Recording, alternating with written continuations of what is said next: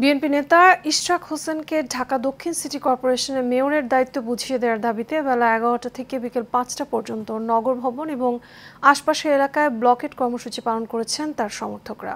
এতে গুলিস্তান সহ এর আশপাশের এলাকায় তীব্র যানজটের সৃষ্টি হয়। এদিকে রাজধানীতে এক অনুষ্ঠানে স্থানীয় বলেছেন, জটিলতা থাকায় ইশরাককে মেয়র হিসেবে শপথ গ্রহণ করানো যাচ্ছে না। শেখ সোহাগের রিপোর্ট।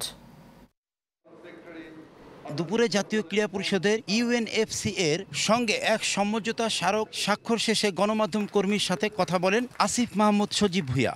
এ সময় ডিএসসি এর মেয়র নিয়োগের ক্ষেত্রে মেয়াদ সংক্রান্ত বেশ কিছু জটিলতা রয়েছে উল্লেখ করে উপদেষ্টা বলেন, আন্দোলনকারীদের জনদুর্ভোগের বিষয়টি মাথায় রাখতে হবে। এ সময় নগরবাসীর ভোগান্তি নিরসনে আন্দোলনকারীদের ধৈর্য ধরার আহ্বান জানিয়েছেন তিনি। সরকার দায়িত্ব আসার পরেই অধ্যাদেশের পরিবর্তন, আইনের পরিবর্তন এনে সিটি কর্পোরেশন পৌরসভাগুলো বিলুপ্ত ঘোষণা করা হয়েছিল এবং তারপরে এখানে অনেকগুলো আইনি জটিলতা আছে, সেগুলো আমরা আইন মন্ত্রণালয় থেকে জানতে চেয়েছি কী কী ধরনের আইনি জটিলতা আছে কিংবা আছে কিনা, এবং এর বাইরেও মেয়াদ সংক্রান্ত জটিলতা আছে।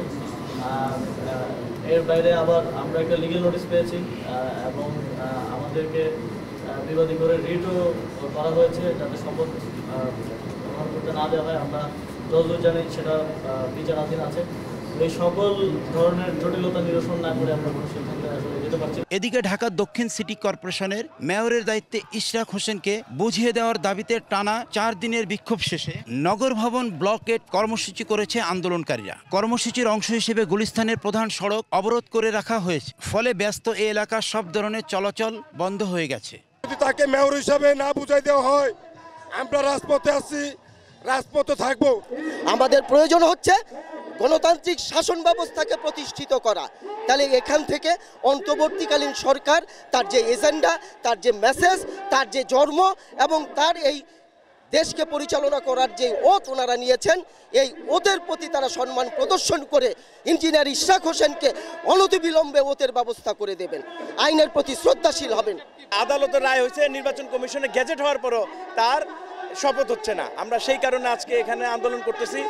আমরা জনতার মেয়র ইশরাক কোর্টের রায়ে নির্বাচিত হয়েছে। আমরা চাই এই রায়ের প্রতি শ্রদ্ধা রেখে যেন জনতার বিপ্লবের যে সরকার তারা এই রায়কে বাস্তবায়ন করে। এর আগে বাংলাদেশ ক্রিকেট টিমের পাকিস্তান সফরের বিষয় নিয়ে তিনি বলেন, সীমান্তবর্তী কোনো স্টেডিয়ামে যাতে খেলা না হয় এবং সর্বোচ্চ নিরাপত্তা নিশ্চিত করতে পাকিস্তান এমবাসির সঙ্গে যোগাযোগ চলছে।